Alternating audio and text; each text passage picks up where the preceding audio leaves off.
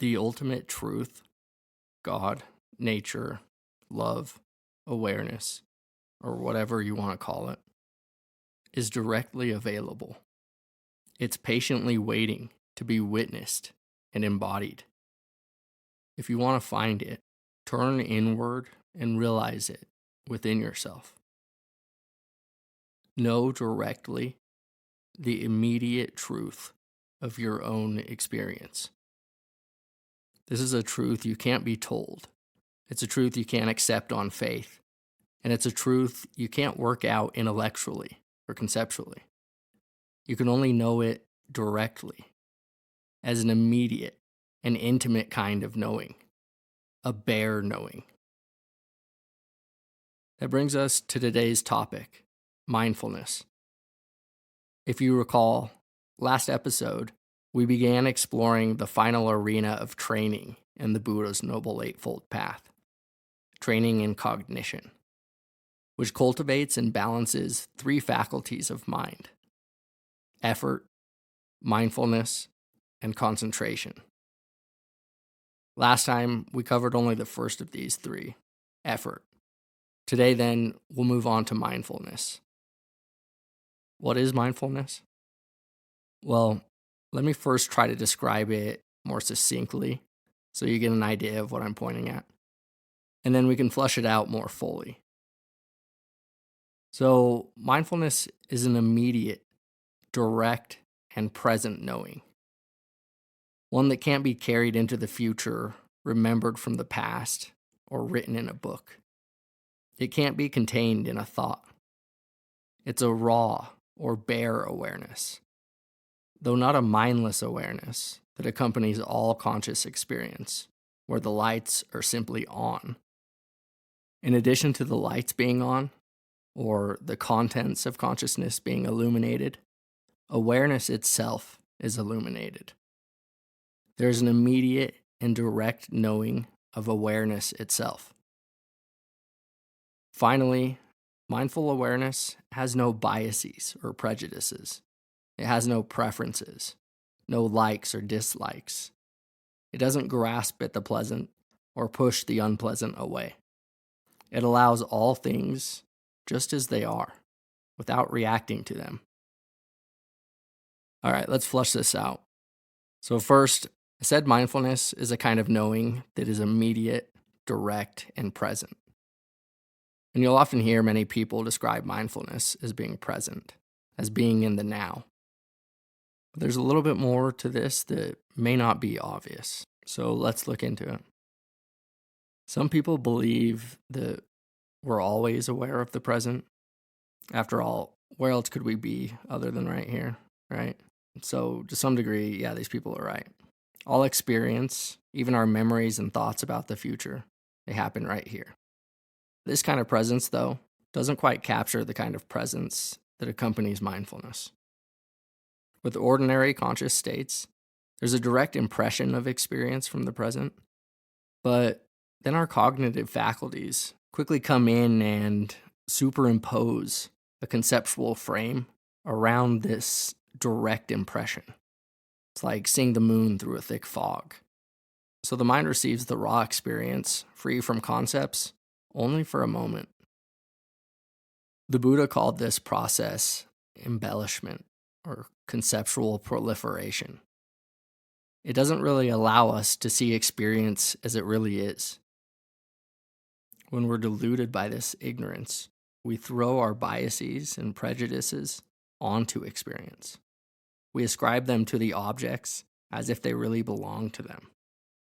So, as Bhikkhu Analayo says, what we use as the basis for our values, plans, and actions is actually just a patchwork product, the embellishments fabricated by the mind, not the original thing. To correct this distortion, we need the opposite of ignorance. We need wisdom. But for wisdom to do its work, it needs direct and immediate access to experience. It needs to be able to penetrate the clouds of embellishment. This is where mindfulness comes in. Its task is to bring to light the raw data of experience, to reveal the objects of awareness as they are, before they've been stenciled and colored over by concepts. When we practice mindfulness, then, we're not so much doing something as we are undoing, erasing those conceptual lines, colors, and shades. It's like when Jesus told us to learn to see again through the eyes of a child. When we practice, we don't interfere with experience. We don't try to manipulate it or dominate it or control it. We don't oppose it on any front. We don't stand in opposition to it. We simply receive its raw data. We step into the foundational wonder of all things. By simply noting experience as it is, mindfulness undoes all the knots and ties we've created by trying to assert ourselves into experience in some way. So that's more what I mean when I say that mindfulness is an immediate, direct, and present kind of knowing. This, though, still isn't enough. To demonstrate why, I'll refer to Joseph Goldstein, who often uses the example of a black lab to demonstrate this point. So, black labs, as you know, are incredibly present. They're not lost in thought. They're not planning their day or remembering some interaction from the past. No, they're right here, immersed in their sense of smell, interested in their surroundings, and happy to be with you. I don't think there's much conceptual proliferation going on, like you see in humans. But is a black lab really that mindful? Probably not. Okay, so what are they missing? Well, another aspect to mindfulness is what scientists call meta-awareness, an awareness of awareness. In all states of consciousness, even during REM sleep, experience is happening. The lights are on, but there's not always this meta-awareness, an awareness of the process of awareness itself. So the objects of awareness are present, but the meta-awareness is not. The truth is, we're more like black labs than we'd like to admit. A lot of us, a lot of the time, really aren't aware of this knowing aspect. We too easily become identified with the objects that arise in awareness. We identify with our thoughts, feelings, moods, and emotions. We identify with our personality, orientation, gender, race, or whatever. We take these things to be who we are.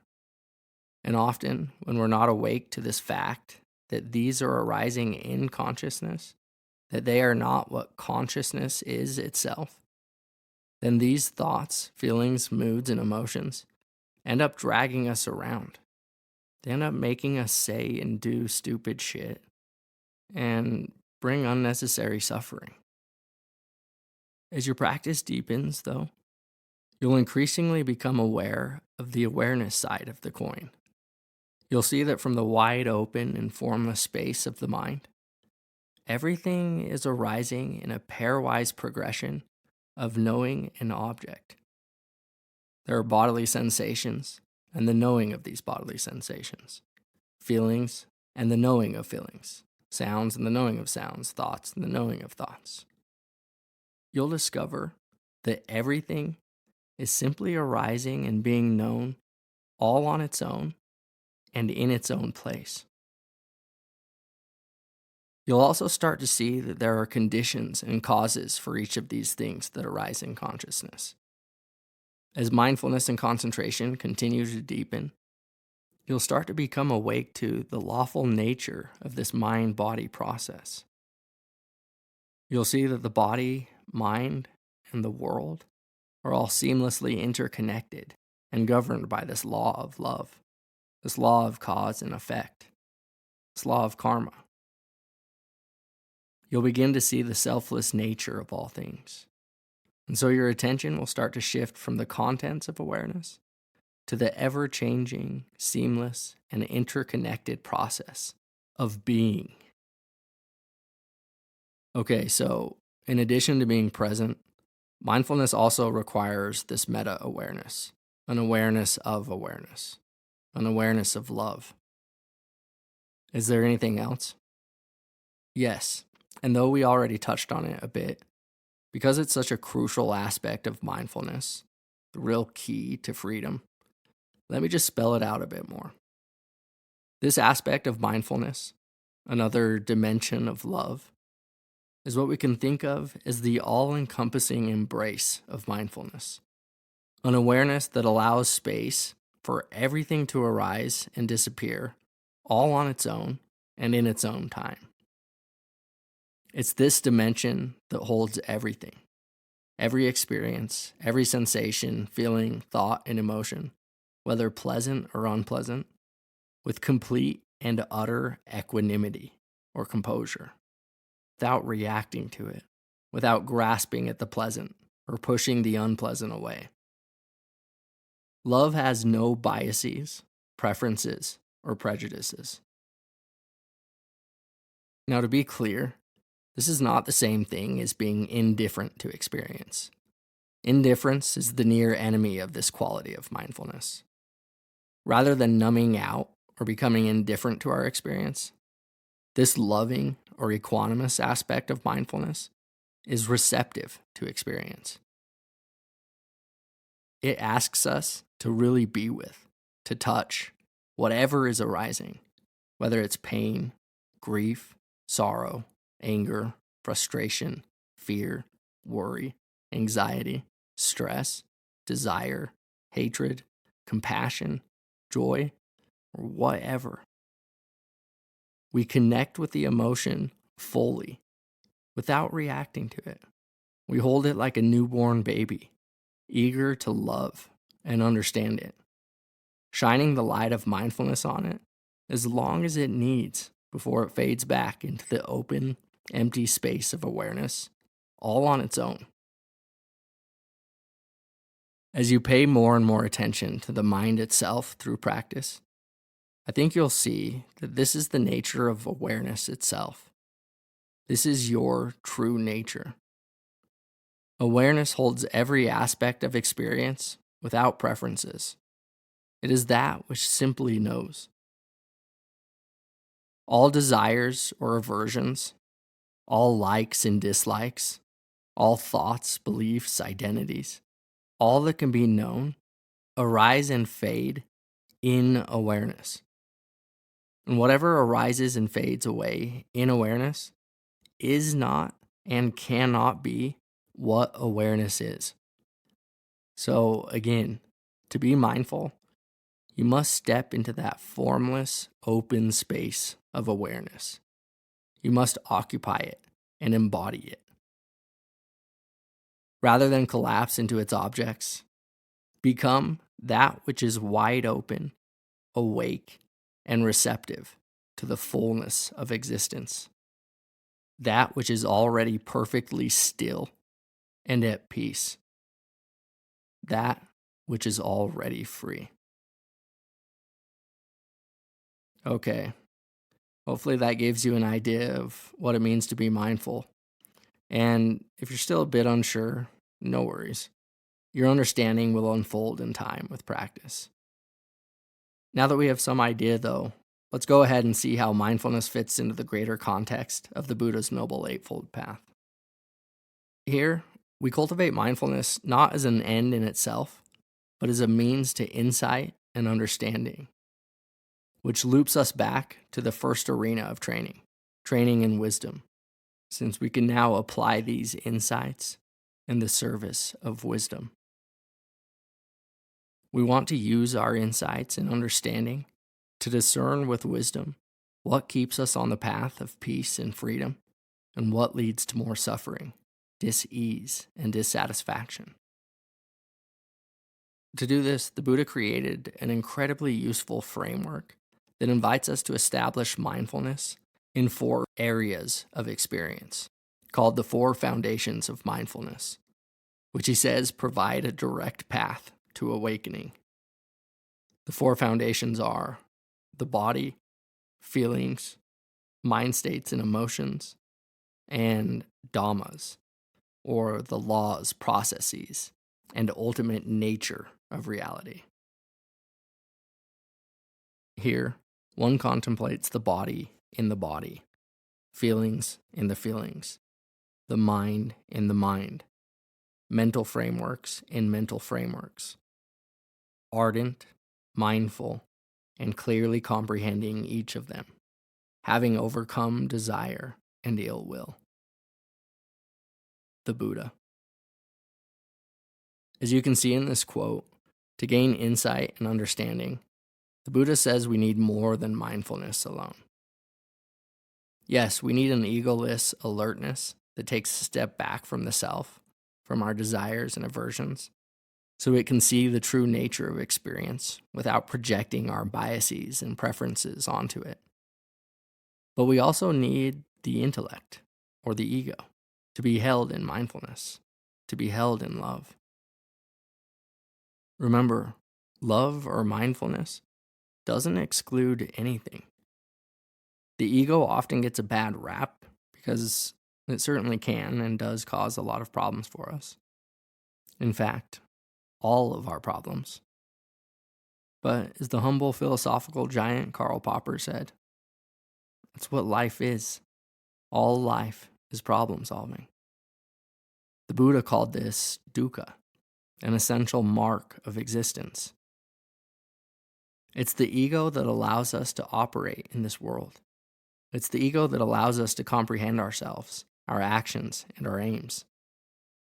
It's the ego that can point our way back to love. This may seem contradictory, since I've already said love or mindfulness requires an immediate, non-conceptual kind of knowing. So let me flush this out a bit. If you grew up in a Christian frame, you can think of it as the fall of Adam and Eve, a necessary part of the human journey. Before a child is born out of the oblivion of oneness, it's unaware of itself, unaware of love, unaware of anything. And even until about the age of 2, until a child first becomes self-conscious, she remains with God. It's here, then, that she meets her fall. She must fall away from God and into the world of me, myself, and I. Into the world of desire, aversion, and delusion. Only then can she make her way back to God with full awareness of God, herself, and their union, or atonement, at one-ment. Without this fall, there would be no yin and yang, no self and other, no world of things. Without the fall of Adam and Eve, there would be no relative world. There would be no comprehension, no hard conceptual stone to sharpen up the images of the world around you. We would live in a monistic oblivion. So to bring this back to the Noble Eightfold Path, to clearly comprehend means we need to comprehend the frameworks, the views and beliefs that propel us. We need to see clearly the maps that navigate us through this mysterious floating world, like the Noble Eightfold Path. We need to comprehend which lens we're using to look at everything. Are we seeing through the lens of mindfulness? Or are we seeing and relating to things through desire, hatred, or delusion?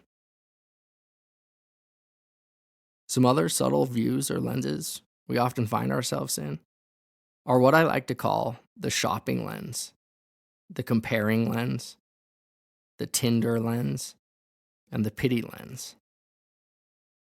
Clear comprehension requires us to become aware of these subtle frames. This is going to take time. These are almost subconscious, under the surface in some way. I think it's relevant to note here that even in the history of Western science or epistemology, this notion of requiring a lens to view the world was very hard to understand, even among some of the greatest thinkers.